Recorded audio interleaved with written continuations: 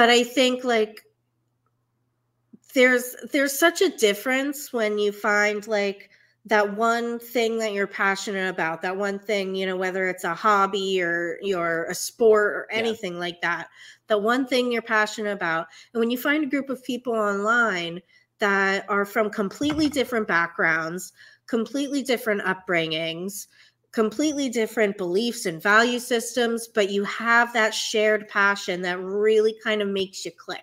Yeah. And it's something special. It is special. And do you think that maybe we need, as a society, need to do more of finding what we have in common rather than othering each other a little bit? I mean, it seems like we're and I don't know how much of that is, you know, hype on social media because, you know, negativity gets clicks, but I almost feel like we have so much more in common as human beings than we do differently.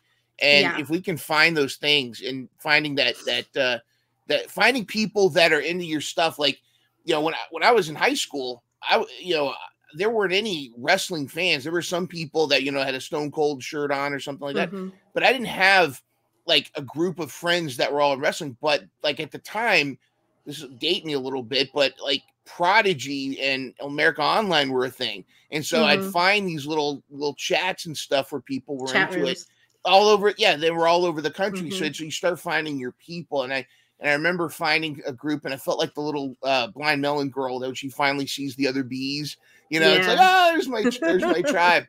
How do you navigate social media and avoid all that negativity? And or is it impossible to avoid? You just got to navigate it. I don't know if it's impossible to avoid, but it's certainly something that you have to try to actively distance yourself from. I've done a pretty good job, especially on Twitter, because I use Twitter mainly for the wrestling stuff. My Facebook and Instagram is a little more personal stuff. But on Twitter, like I've really kind of curated my feed to avoid a lot of the nonsense. Like I only follow the people that I legit want to see their posts, that aren't gonna, you know, bring negativity into my life. The people that I don't want to see their posts, I block them. You know, I have pretty much all of like the dirt sheet stuff. I have all those pages blocked. I don't see it. I don't see the nonsense. And I think it also makes a difference. Like, you see a lot of the negativity when you're really kind of exploring for it. Like if you if you click on a post that has like tons and tons of comments and you go scrolling through the comments, you're going to see that stuff. If you don't, like, just don't get into that. Don't get into the weeds with that. The weeds. I like that. Yeah. It's nonsense. It's just unnecessary.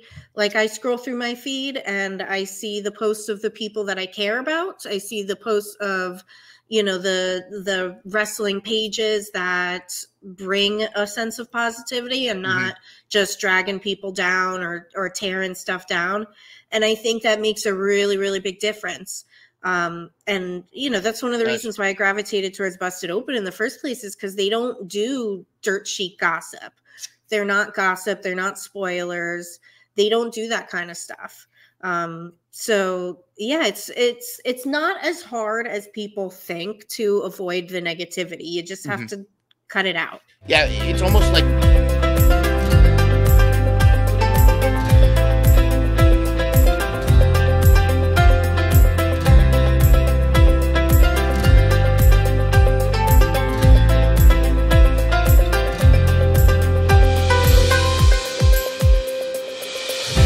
always remember, you are not alone.